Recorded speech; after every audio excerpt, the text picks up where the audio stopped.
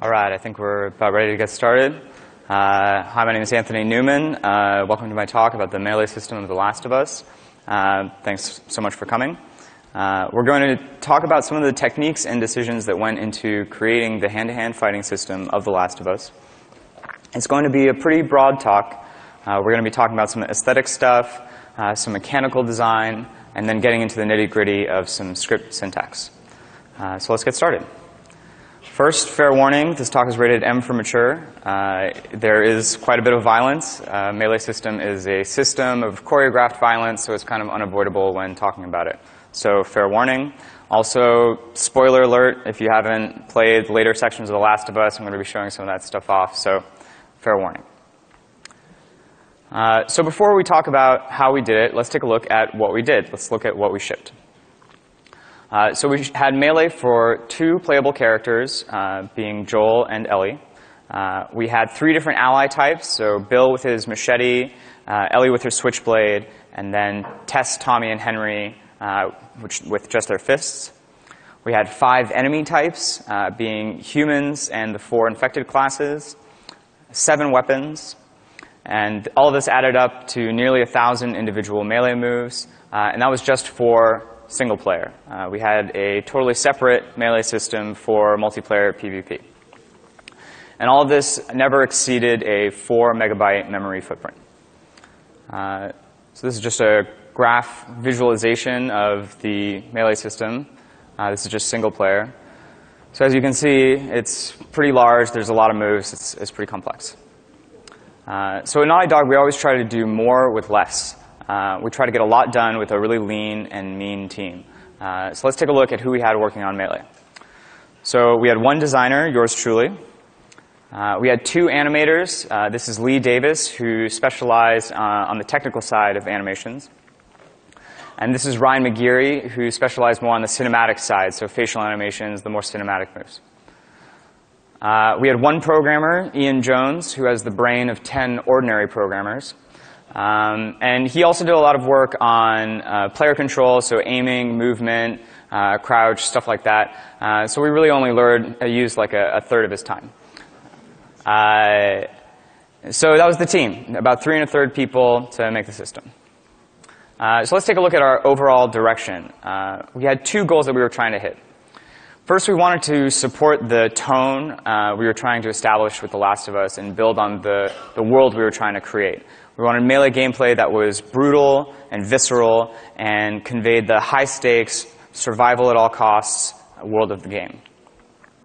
Secondly, we wanted Melee to take on a greater role in combat. In the world of The Last of Us, people aren't making bullets anymore, so ammo is much more scarce, and so Melee becomes a lot more important. Also, with the infected classes, who obviously don't use guns, Melee becomes a lot more important for them as well. So there's really 2 stories I want to tell today. The first is the story of design. How do we create satisfying mechanics? How do we hit the aesthetic tone that we're going for? The second story is implementation. How are we going to ship this? How are we going to get it to fit into memory? How are we going to actually do this? So let's take a look at design first. So when we're talking about design, it's not just about mechanics. It's also about the look and the feel of the combat. What's the tone that you're trying to hit? How do you convey an emotion through your combat? So at Naughty Dog, the game's story is the spine of all our decisions. And that doesn't just mean the plot, like the narrative of the story. It's also the tone and the genre that the story is trying to establish. The Last of Us is a story of human struggle in a harsh, cruel world. The setting is just a backdrop to a story about humanity. The pandemic isn't what's important. The infected aren't what's important. What's important is how human beings react into these harsh situations.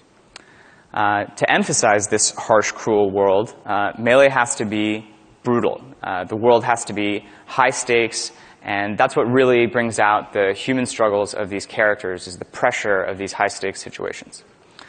So how do we do that? One of the first ways is through creating a sense of impact. If you want people to get invested enough in your combat to feel an emotion, they have to believe it, they have to feel it. So let's take a look at some techniques that we use for that. So we started out by looking at a lot of MMA reference. So this is arguably some of the hardest impacts out there, these MMA knockouts. And there's something interesting you'll notice about what's physically happening here, which is that most of the velocity of the impact is expressed through the person's head. Their actual body moves very little comparatively, and this serves, ironically, to make the impact feel much harder, but it also makes the people feel heavier. You know, it gives them a sense of weight that makes them seem more believable. There's a problem with using real-world reference all the time, which is that real life is incredibly confusing. If you've ever watched YouTube videos of street fights or MMA fights, often it devolves into this chaos that's not really going to work for a game. So how do you make a fight readable and have a sense of impact at the same time? So this is kind of what we settled on. Notice the really long pauses on the wind-up and on the follow-through of the punches. This is what makes these punches seem distinct and readable. The actual swing itself is only like 2 or 3 frames, and that makes it feel really fast and impactful. And then again, you can kind of see from the enemy's reaction, we were kind of following from the MMA reference of moving the head and the upper shoulders way more than the rest of his body, kind of trying to make him feel a bit heavier. Another way of creating a sense of impact is with sudden and drastic changes in momentum. In these clips, do we lower it down just a bit? In these clips, you can see there isn't a lot of bounce from the head when it hits the surface. Let's take a look at this in slow motion. So what's happening here is that the kinetic energy of the guy's head moving towards the wall or the counter isn't going anywhere. Like the only place it's going is internally as trauma. Like all of that energy is transferred completely into his cells. And you don't think about this consciously, but if you're looking at it, you kind of feel it. You understand it that is hurting. If he was bouncing off of the surface, it would look like WWF or something, and it wouldn't be as believable of an impact. So earlier I brought up humanity as a concept that's important to the game's story. This is true, but humanity is also something that makes everything in the game much more affecting. It really punches up all the action that you're seeing. The humanity that's expressed through the characters makes you empathize with them. And when you empathize, you feel what is happening to them along with them, and that makes the action seem a lot more impactful and real. So we wanted our fights to come off as life or death struggles between real human characters driven by self-preservation. So how did we do that? One major way we expressed humanity was through facial animations. So we choreographed the combat system so that there were a lot of opportunities for the camera to get up close, to see the faces of these characters as they kind of express their humanities. And I personally think this does way more than any amount of blood or gore to make your combat seem impactful. And it went a long way into helping us establish the tone we were trying to go for with the melee combat.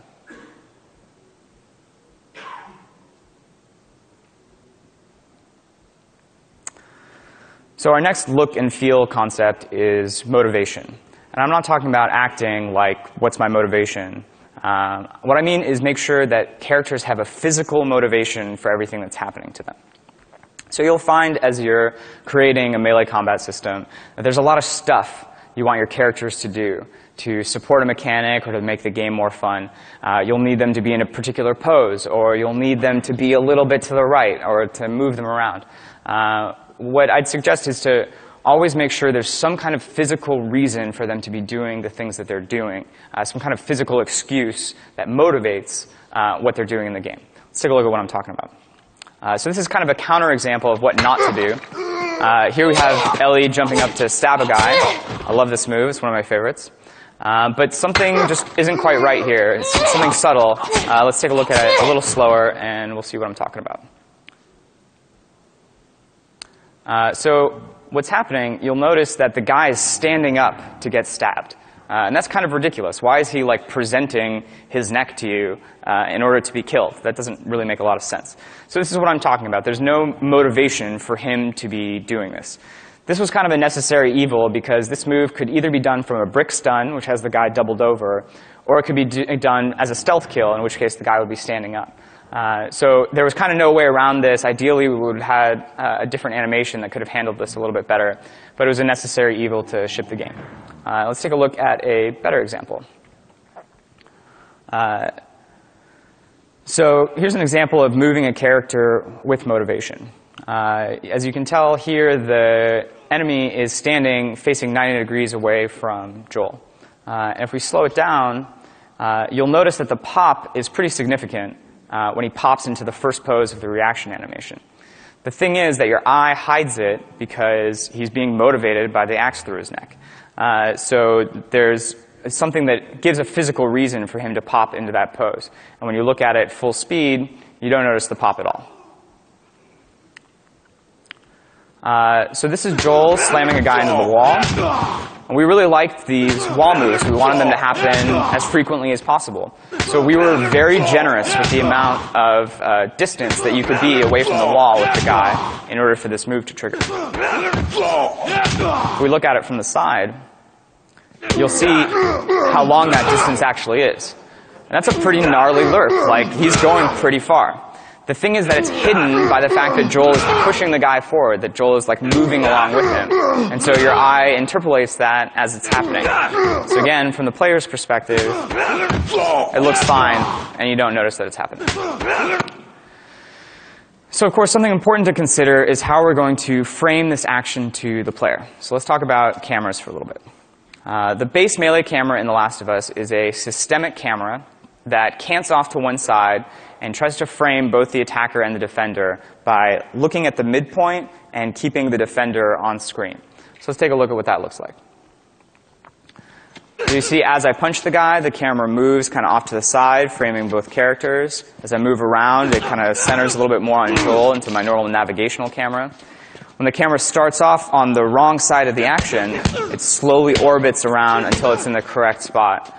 So this was the way we found to frame the action consistently without doing a lot of hand placement of cameras. And it was something we found was the smoothest way to frame the action. So for special moves like finishers or grapples, we used animated cameras for emphasis and a greater cinematic feel. And that's kind of an old technique. They've been doing it since God of War, maybe earlier. But it's great, and it works. For even more impact, we used cut cameras. But we only used them for deaths. And I'll talk about why. Oh, no. So the great thing about deaths is it's shocking. The camera cut is really shocking, which synergizes well with the shock of being killed. So there's a great synergy there. The other thing that's awesome is that cutting the camera is very disorienting. But the great thing about using it for deaths is it doesn't matter that the player is disoriented because they're dead. So cut cameras are a great thing to kind of really emphasize and punch up a death moment. As a bit of trivia, the clickers and the camera cut were inspired by the chainsaw guy from Resident Evil 4, which also had a camera cut, which really made him a memorable enemy. One last and just stupid simple technique is camera shake. I know it's easy. I know like almost every game with Melee in it has it, but there's a reason. It is awesome. You should use it. Camera shake is great. So here is the same combo from before. Just seems a little flat. Something's not right. Something's not amped up. But just a touch of camera shake on all the impacts, and suddenly it just feels way more impactful and way more real. So camera shake is great. So that's the visual element of the design. Let's talk for a little bit about mechanics, about the design of the actual gameplay. So the story of the development of the game's melee mechanics had a lot to do with me overcoming some ego issues. Like any game designer, I wanted my part of the game to be amazing, to be rich, deep, and complex. I wanted some rock, paper, scissors gameplay. I wanted some Yomi in there. I wanted it to be complex and interesting. I wanted Melee to be able to stand on its own. I wanted there to be encounters where it was just Melee and that the combat was satisfying enough and complex enough that it would carry. For most of the development on the game, we iterated on block, counter, and evade. We had so many different varieties of these mechanics. We had timed counters, we had evades where you had to evade a particular direction to avoid different attacks. A lot of different versions of this idea. This was based on the assumption that a core element of any melee gameplay is the critical strategic choice between attacking and defending. I mean, that's something that you just have to have in any melee system. Don't you? This is some footage from a pre-alpha build of The Last of Us. One of the first things that's most apparent is how far away the camera is. There's a lot more switching between different enemies as you're fighting. And you'll notice that I'm able to evade attacks. This is when we still had an evade mechanic in the game. You also see guys getting into this goofy stance, and that was the way to telegraph to the player that someone was about to do an evade. And so there was this rock, paper, scissors gameplay where you were then supposed to grab him instead of punching him. The grab gameplay was also a lot deeper. You could throw guys around. You could grab them and headbutt them, which would stun them and then open them up for an even bigger grab. There's a lot of complexity there. Let's take a look at what it was like to fight the infected. So this was an early build of the tilted building. And you'll see I can evade these clickers, which probably would have been nice in the shift game. And you can see we also had this goofy kill move. That was our way of making the clickers, which were supposed to be scary, so much more challenging, because it took a really, really long time to kill them. So obviously all of this looks pretty gnarly, but maybe we could have polished it. Maybe we could have just iterated a little more and figured out a way to make evade work.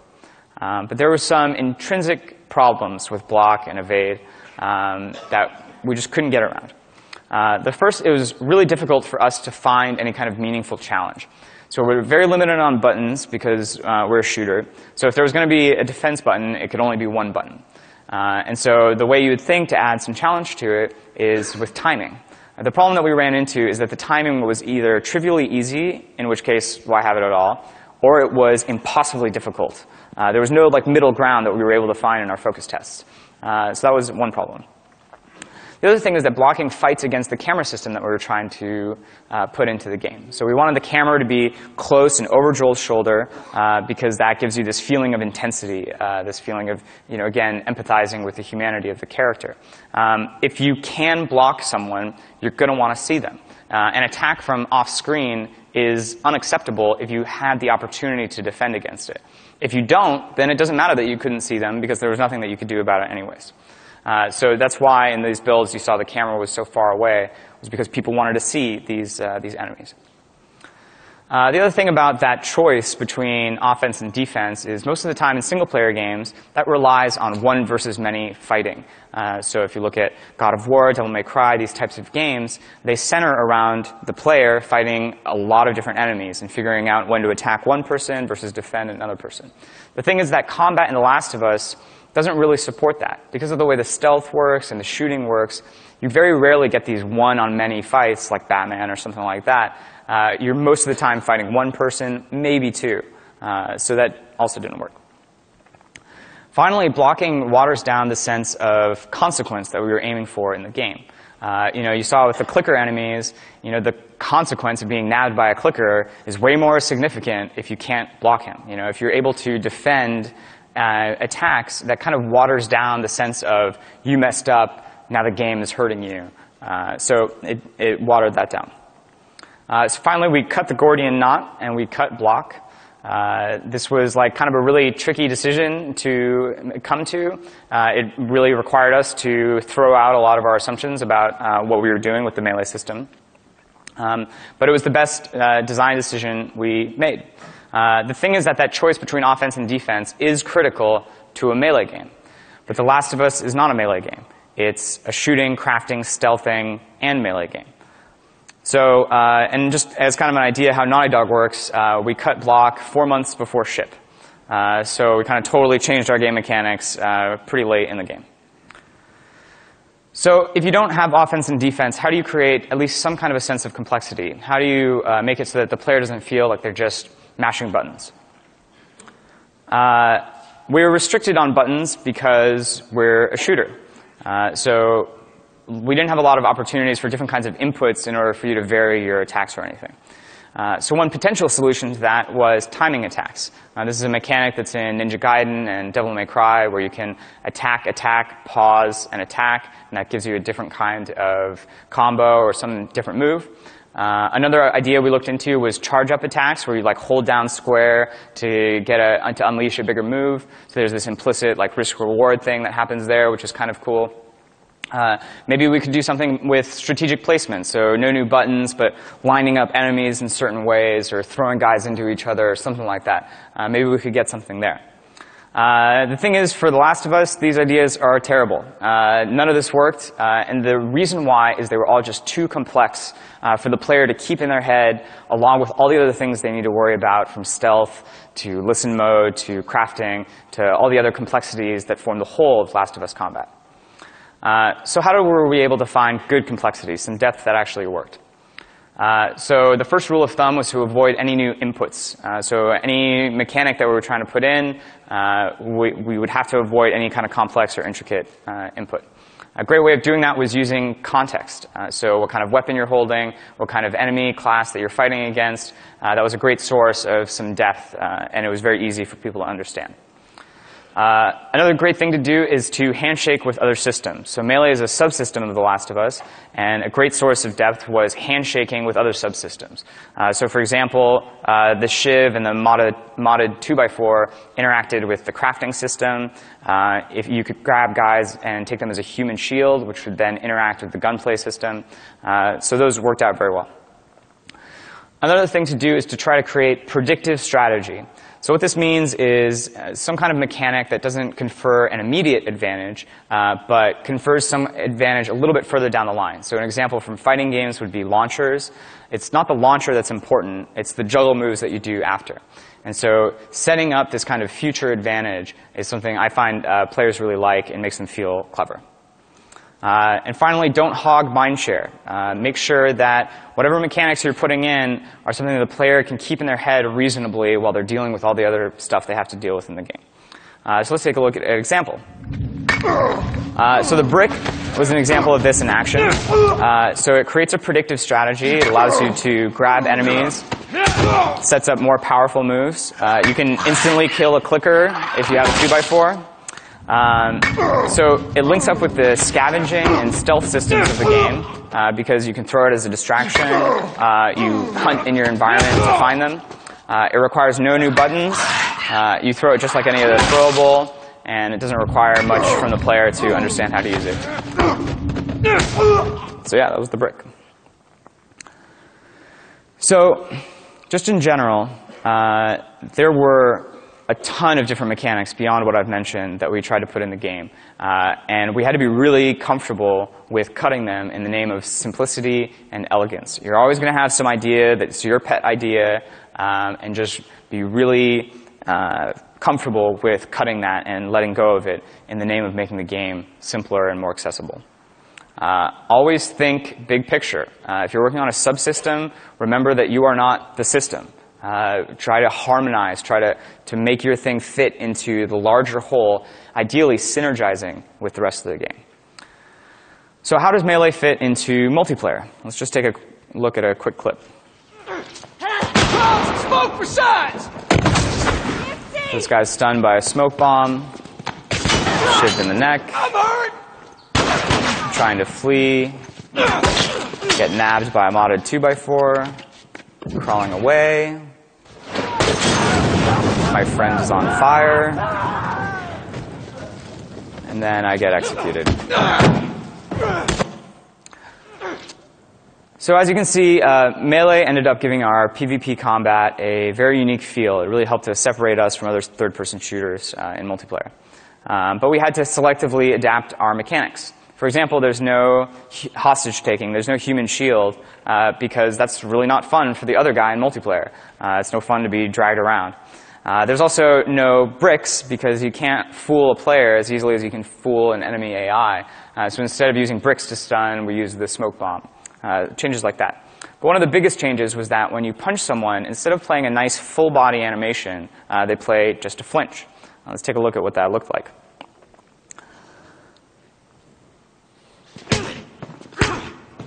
So we did that to allow the person on the receiving end to move around. Again, to keep things fun and fast-paced for both players instead of just the person doing the attacking.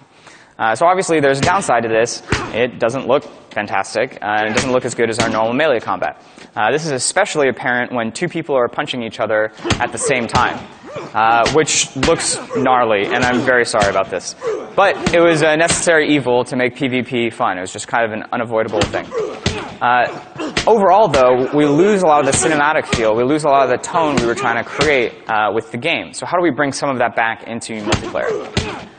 So the answer is with fatal moves. So again, because can we turn it down just a little bit? Again, because the person on the receiving end is being killed, it doesn't matter so much that they can't move, because they're dead anyways, and it doesn't matter. Also, a lot of these moves were a little bit longer, and it allowed us to bring in the camera a little bit close and kind of regain some of the intensity that we lost in multiplayer. Okay, so that's design. Let's talk about how we actually did it. So obviously in console development, memory is crazy important. Even though we've got a ton of memory on next-gen consoles, believe me, it's going to dry up really quickly, so you'll always have to worry about memory. The memory footprint for the Melee system in The Last of Us was 4 megabytes. This is the same footprint that Drake had for his Melee moves in the Uncharted series. The thing is that Joel has all these weapons, there's the infected, he's got the human shield, there's just so many more mechanics in Melee, so we had to be really strategic about how we used our memory. So I could go on and on about memory management, but these are the basic top-level strategies that we used. The first is modular loading. So this is basically breaking up all of your assets into tiny chunks and then only loading exactly what you need at any given time. This is how Naughty Dog in general is able to make their games without any load screens in them, because we are able to kind of be very meticulous about only loading exactly what we need. So these were all the animation bundles in the Melee system. And there's some pretty logical divides here. You might be able to see there's the Ellie versus David fight in there. There's horse melee. So that makes sense. You can kind of split things based on where they are in the game, and that's a little bit easier. Something that's a little bit more subtle is this division. So Anim Joel melee is what Joel could do just by himself. So if he's alone in a level and he has a pipe, it's him swinging it through the air. You know, it's basically so that you have animations to play when you press square, even if no one's around. Anim melee common is anything that requires both Joel and someone else. It doesn't matter if it's an infected or a human, just some other enemy. So this is Joel swinging the pipe through the air, and it stops on a body when it hits it. And then Anim NPC melee is anything that required both Joel and an enemy. So when the enemy reacts to the pipe swing, that's an Anim NPC melee. So at the start of the swing, I'm an Anim Joel melee. On the impact, on Joel's side, I'm an Anim melee common. And then the reaction is an Anim NPC melee. So why do we do this? We do this because in areas where you're transitioning from human combat into infected combat, it absolutely ensures that we're not doubling up on any memory if there's an overlap between those two sections when both types of characters need to be loaded. So these were the kinds of strategies we had to do to fit in memory. Another interesting memory thing is we had both male and female infected in the game. And they required different animations because their skeletons were slightly different. And so not only did we have different animation bundles for the female and male versions, but we had them split out into 4 for female clicker, female runner, male runner. So that way, if you're in a fight with male runners and female clickers, you only load exactly what you need again. We also used animation streaming. The Last of Us leaned really heavily on streaming. The game had a reputation for destroying older PS3s. And Melee was no different. We leaned really heavily on it. The stealth kill, the machete moves, the grapples, anything that was longer than 80 frames was a candidate for streaming, and this was a huge win for memory. We were also very strategic about our sample rates. So most of the animations in the game are sampled at 10 frames a second, except for certain hero combos that you saw very frequently, like the fist combo and the pipe combo, and those were sampled at 15 frames a second. The great thing about streaming is once you're already streaming the animation, it doesn't matter how big it is. And so we were able to sample those at 30 frames a second, which made those moves look a lot better. So let's talk about the implementation of our cameras for a second. So for a lot of moves with animated cameras, if the camera didn't trigger, the move would look absolutely terrible. So when you're slamming a guy into a wall, if the camera doesn't work, then the normal in-game camera gets pushed up by collision, and it'll be in the characters' faces, and it'll look awful. And we also needed to make sure that the camera was never behind collision, because then you'd see back-face polygons, and again, would look awful. So what we had was a system of fail-safe cameras. So this is the clicker kill, and those little locators around them are possible camera locations. And you can see the system has chosen the one on the far right. So if any of those points are behind collision, it'll have a backup, and it'll have a backup to the backup. And there are 7 in this move. So that was our way of ensuring that these animated cameras would fire and make the move look good. So there are a lot of areas in the game that are very dark. And so it was kind of a tricky issue to make sure that melee was visible when you're in these sections. So we had this special flashlight that we used to make sure that things were visible. So here we can see the normal flashlight. You can see that it's coming from Joel's right shoulder. It's one of those clip-on flashlights, and it's facing away from him. So when he gets killed by the clicker, something magical happens, where now somehow this flashlight is in his face. And like, how is that happening? So for moves like this, we would hand author a point for the flashlight to be, and we would turn off his shoulder flashlight and turn on this fake melee flashlight. And it doesn't cast shadows, so it was pretty cheap. And so this was our kind of hand-done solution for hero moves like this one. But for more generic moves like this grapple, we would just position it behind the actual camera, wherever the game camera was. Because if the camera can see it and the light can see it, odds are you can see it because they're going to line up. So if we take a look at what this looks like in game, you can see that the transitions between the normal flashlight and the melee flashlight are relatively seamless, and you can consistently see the action.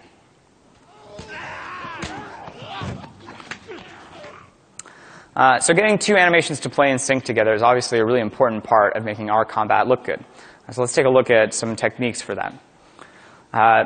So our system from Uncharted was basically, it was kind of just like any other scripted animation that 2 characters would play together. Each move was authored as a pair of animations that would play around a single point. And that point was placed in the world, and those characters would play those same animations together, and that was how we did our syncing. Every melee move was built as a pair of animations, a pair that were always meant to go together. So for a lot of reasons, we kind of broke away from this system. So as I'm punching this infected or this human, they're playing different reaction animations. And in the Uncharted paradigm, those would have been 2 distinct pairs of animation. If the guy was facing away from me, that would have been another pair of animations. And so what we switched to instead is a system where I do attacks and I trigger reactions on the enemy. And those reactions play independently from me. And so what that meant was we had to move away from a system where both people know about one common point. What we moved to instead was a system where each character knows where they expect the other character to be. And so what this did was it created like kind of a system of interlocking joints where the attacker would place himself relative to where they expect the defender to be, and the defender would place himself relative to where they expect the attacker to be. This would kind of join them together and sync up nicely. There were a lot of other benefits that we didn't expect from splitting up and kind of unsyncing these moves. The first was it allowed us to create some new mechanics. So again, I was talking about flinching before, and we were able to bring that to single player as well to create the runners. So this was useful in establishing them as kind of a lighter melee class. You're allowed to keep moving around. You're allowed to punch them back while they're still punching you. And this wouldn't have been possible in the Uncharted paradigm. The runner is playing animations, but I'm not actually playing animations. I'm playing these kind of flinches, which was enabled by this new system. It also created some solutions to the problem of uneven terrain, which had always been a problem for us. So you can see here that there's like a vertical range to the expected location of the defender. And what that allowed us to do is in situations like this, where an enemy would be standing on top of 1 meter cover, it would allow us to still be able to do damage to that enemy. In our old Uncharted paradigm, we would try to author synced animations for every possible situation that could happen, which just wasn't feasible in The Last of Us. This doesn't look as fantastic as the rest of our combat, but it was kind of a necessary solution to fill in the gaps when we couldn't afford to make a synced animation for everything. You can see what this looks like going downhill. So again, there's like a vertical range here, and this guy is able to play independent reactions for me, which really helped to generalize our combat and make it work on weird terrain and in a lot more situations. So the whole system was implemented in script. So for some of you, this is going to be the most interesting part of the talk, and for the rest of you, it'll be over soon. So scripting is awesome. I started out as a gameplay scripter on Uncharted 2. I did the wounded cameraman sequence and a lot of the other puzzles. So I'm super into scripting. I think it's great, and I really love doing it. The great part about script is that it moves work onto designers. Programmer time is absolutely precious, whereas designer time is essentially worthless. So, I mean, really, are you going to ask a designer to hand optimize your assembly code, to move more stuff onto the SPUs, to win back precious milliseconds until your rendering engine is running in frame? You're not going to do that. You need programmers for that. You can move work, less intense technical work onto your designers. Script also gives you faster iteration. So there's the classic benefit of not having to recompile the whole executable, but what's great about script is it removes the barrier between inspiration and implementation. The person with all the crazy ideas is the one actually putting them into the game, and there's kind of an emotional thing here where you've got your ego attached to these ideas and you really want to get them in the game, and you're the one doing it, so odds are they will get in the game instead of having to convince a programmer, please get my feature in. And finally, all true gangsters know you got to keep it text-based. Making a graphical scripting interface is tempting, but it's going to take a ton of your tools programmer's time, and it's just never going to be as fast or as flexible as a text-based scripting system. So I mean, let's take a look. Let's compare workflows between graphical and text-based interfaces. So here we have a graphical scripting interface.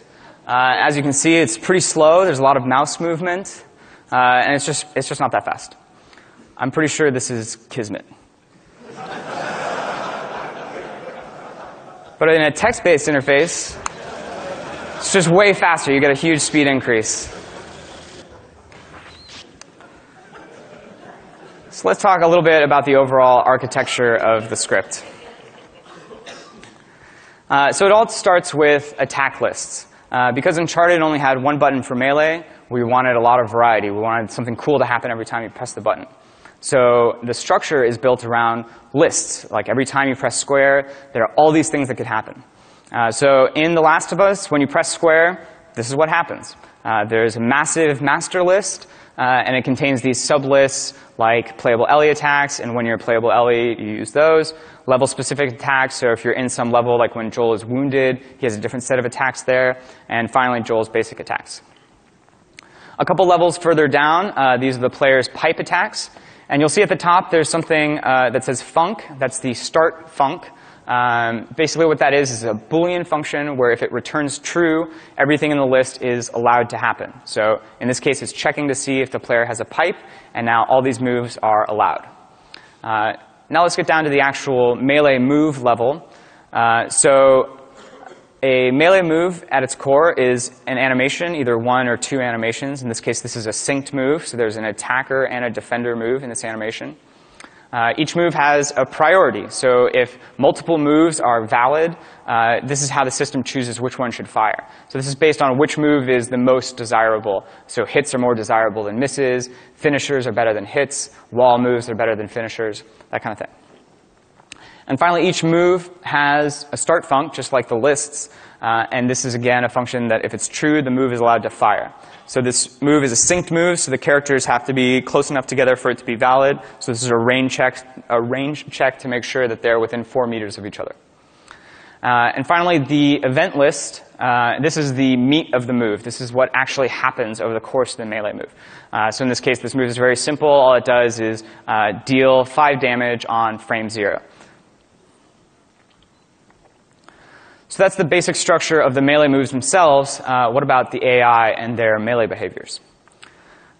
So when the AI decides to go into melee, they have a list of behaviors. You can see at the top there's an array of behaviors. I'm only showing one here, but they choose from a list, just like the player chooses from a list of attacks. And what a behavior basically is dirt simple. It's an enemy running at the player and trying an attack list. And as soon as one of those attacks is valid, it fires. So here you'll see there's a priority, just like with the moves. And this is where I'm specifying the list of attacks the NPC is allowed to use. There's a start func, just like lists and attacks. But there's also an abort func, which tells the NPC, hey, you shouldn't be doing this anymore. Either someone else is attacking the player, or the situation has changed in some way that you should stop doing what you're doing. Let's take a look at an example of how all this works. So when you get grappled by enemies, your allies will try to come to your rescue. Here we have Ellie rescuing Joel from a human enemy. This is a great way to give a player a feeling of attachment to these characters. Let's take a look at how this works under the hood. So this is Ellie's rescue behavior. The AI scripting is exactly the same for friendly characters as it is for enemies. Here's the start func. So basically what this is doing is it's checking to see, hey, is the player being grappled? Is he in one of these those grapples that I can rescue him from? There's also a kind of story consideration here where when you're still with Tess, it doesn't make sense for Ellie to be rescuing you because she's kind of new, she's unsure of herself. But once Tess dies, now Ellie is able to use these behaviors. So down here, there's the abort func. First, there's like a sanity check, like if too much time has passed, something's probably wrong, so you should abort. And if the player has escaped from the move by themselves, then this behavior is no longer valid. At the bottom, you can see the attack list ID, which is telling Ellie which rescue moves she's allowed to use. This is one of those moves. This is an off-screen version of Ellie's rescue move. And you'll notice something interesting about the start func, which is that there's no range check. So the reason for this is we want this move to happen as much as possible. And if she's off-screen, if you can't see where she is, we can cheat her over to the rescue.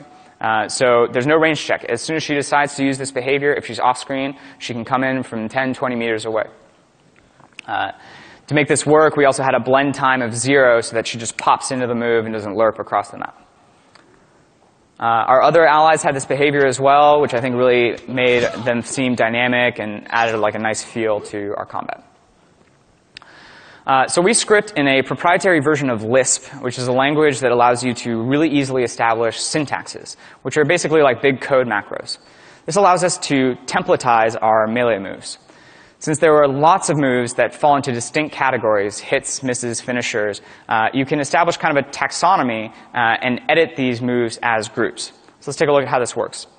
This is a defined syntax, and you can see inside it there's a fight move definition in there. And the way the syntax works is at the top you specify what the inputs of the move are, like this is what's going to make each move unique. So in this case, it's a very simple move. All it has that's unique is a name, an attack animation, and a defense animation. And you can see how these values are then copied and pasted, essentially, into the move definition. This is what that syntax looks like at the end of the day. As you can see, it's very compressed. It looks very nice. And this is kind of the comparison. You can see how I specify the input on the lower right, and then that gets copied into the move using the syntax. And this isn't just about more readable code or less typing.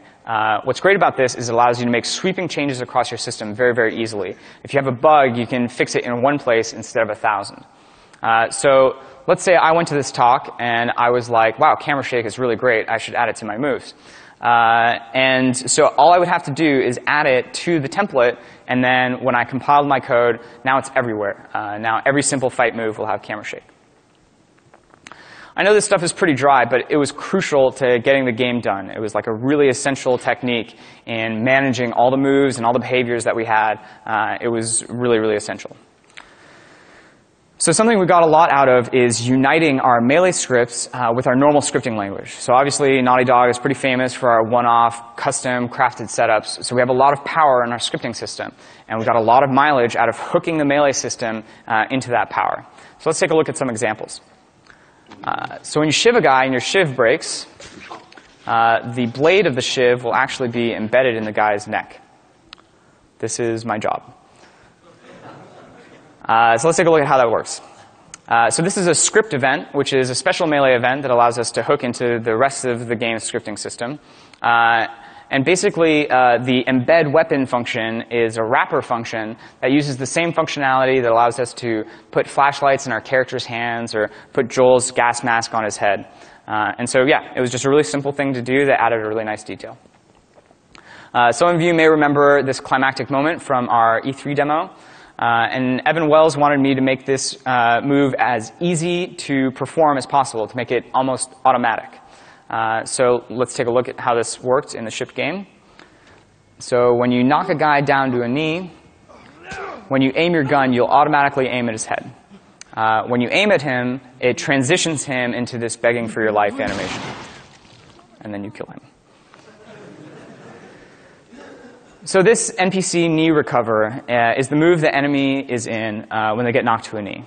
And you'll see there's this event here, allow auto-aim. And this is something we needed for easy mode to help easy mode players get through certain scripted sequences, like the snare sequence gives you auto-aim. This part detects when the player is aiming at the head joint of the defender and then transitions them into the begging for their life animation. And then you kill them. So here's another cool little detail. When Joel's melee weapon breaks, he'll throw it down to the ground. And if you see it in slow motion, you can kind of see it a little better. So there you go, kind of seamlessly throwing the handle down to the ground. So the crazy thing here is that because it's happening while he's moving around, you're not in Melee anymore. So I can't do that animation as part of the Melee system. It can't be a Melee event because you're not in Melee anymore. So the way this works is there's this attacker end func. And what this means is if the attacker has left the move for any reason, if they've been shot, if the move is over naturally, if someone else hits them, this is like a guaranteed thing to fire. So it's like an on-exit or something. And what this does is it actually spawns a script process that handles the throwing the weapon down. So it's like a fadeaway pass to the rest of the scripting system outside of the Melee system. So here's that script, the drop weapon script. And it's really simple. All it does is it plays a gesture of the player throwing the weapon down. It breaks the weapon, which causes it to physicalize and fall to the ground. And then it just cleans itself up. All it does is just remove the script process when it's done. So let's take a look at one more example. This is from multiplayer. So all of these animations are the same, and there's nothing implicitly about firing these different weapons that gives them any different behavior. They're hand-scripted to make all these different things happen. So here I'm popping the head off. In this one, I had to script the body charring and the flames on the ground. And then finally, there was a move I really was hoping we could get into the game, but this weapon just didn't make it into the game. It was just a prototype. It's a grenade launcher. Sorry, Mom. So let's take a look at that last grenade launcher one. So basically what it does is, again, pretty simple. It spawns an explosion at the defender. And this is a special explosion that doesn't do any damage to the player, because that would suck. And then it uses my favorite functions, the dismemberment functions, to kind of destroy all the limbs and the head of the defender. So just a couple of things about what I was talking about in terms of script. Those kinds of small details are exactly what I'm talking about when I say that it's great to move this work onto the designer. Programmers don't have time for stuff like that, like embedding a shiv in a guy's neck. It's like a small detail, and they have way more important things to do. They got to worry about the level heap and that kind of stuff. So moving it onto the designers allows you to get these kind of cool ideas into the game cheaply, and it allows you to kind of add a lot of personality into your Melee system. So if you take away anything from this talk, just remember to design for the overall package. Make sure your mechanics harmonize with the rest of the game. Don't be like an amateur drummer playing too loud and drowning out the rest of the band. Find a way to level yourself off and harmonize with the rest of the systems in the game. Design good complexity. Design complexity that doesn't consume too much mind share. Try to create elegant and simple mechanics that still give you great gameplay. I highly recommend implementing your system in script and having a designer implement it. I think it's the way to go. And seriously, camera shake is awesome. If you're making a Melee game, put it in there. So finally, I just wanted to throw out some thanks. I wanted to thank a couple people. This is Chris Robbins and Ruben Langdon, our awesome stunt actors. We worked with quite a few stunt actors, but these guys were with us from the beginning, and they really helped to shape the Melee system. Chris was the attacker and Joel, and Ruben was the defender and the infected, and these guys were great. I wanted to thank the rest of the Melee team, Lee Davis, Ian Jones, and Ryan McGeary. I also wanted to thank Icky Ikram, who hooked me up with all these awesome portraits. I think this is him from Movember. And finally, I wanted to thank my fearless leaders, Bruce Straley and Neil Druckmann, for all their guidance and support. These guys are a blast to work with and inspire me every day. They're great. Finally, there's some other Naughty Dog talks. You should go see Rob Ruppel talk about art direction at 3 o'clock. Max Diekoff talking about Ellie and AI, Buddy AI and The Last of Us at 4 o'clock. And Vivian Ding talking about in-game and cinematic lighting at 5:30. You can hit me up on Twitter. I'm at baddata_. And yeah, that's my talk. Thank you all for coming, and enjoy the rest of the conference.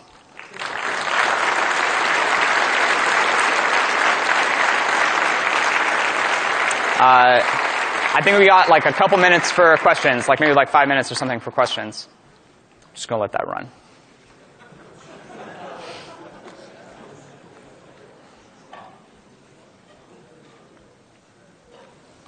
I'll ask a question. Oh, hey, yeah, how's it going? So with the really intimate synchronized animations and the interacting with the environment and the walls, what was your guys' approach to making sure it was safe so that people weren't split by doorways or, So, I'm not sure I know what you mean. For example, in the chokeout. Right. What'd you guys do to make sure that the general space that the two characters were in was safe before you actually allowed the animations to play? So what we did is there's, I don't know if you've been to any of our other talks, we have this, it's a common thing, nav mesh, right? So we've got nav mesh on the ground, and instead of using collision, which had all kinds of problems, people would just slide themselves away from the borders of the nav mesh. And if we had moves that had like a really large area, like the chokeout, exactly like you're talking about, we would just raise that tolerance, so we would give the player and the enemy a wider berth so they would slide a little bit further away from it. So in some situations it's not ideal, you get a little bit of a slide, but most of the time you don't notice. Okay, thanks. Thanks. Go for it. How did you sync the loading of animations with the script that fired them? Like if the script is firing an animation or triggering it and it's not loaded yet, or is it the script that loads? So, no, it's everything is manually loaded. It's like a really full-time job for, it's not a full-time job, but it's the responsibility of the level designers. It's like a really intricate balancing act of loading stuff. And they would just have to know, if I have these characters in this level, I'm going to need to load these exact Melee bundles. Okay, thanks. Yep. Hi. Could you talk about the process that brought you from this really complicated system and how you ended up being like, there are in cases, you're just mashing the button to make the thing happen. From a design perspective, what happened at your company to help you realize that that was the right thing to do, Like, how do you get there? So, so really what happened is we were about to put the game in the hands of the press. Like, people from outside of Naughty Dog were going to play the game and talk about it to other people. And this just changed everything. Like, it was like, okay, no more screwing around, like, let's make this happen. And it really, it kind of cut the BS, you know what I mean? It really forced me to make decisions that actually worked and actually made the game work well. And that was kind of the thing that pushed me to kind of get over like all the things that I was too attached to of, I want this system to work this way or something like that. And it was kind of a teachable moment for me to really kind of let my ego go off to the side and do what's best for the game. Yeah, thanks. Anyone else? We got like 2 more minutes. Awesome. Well, thank you guys so much for coming. I really appreciate it.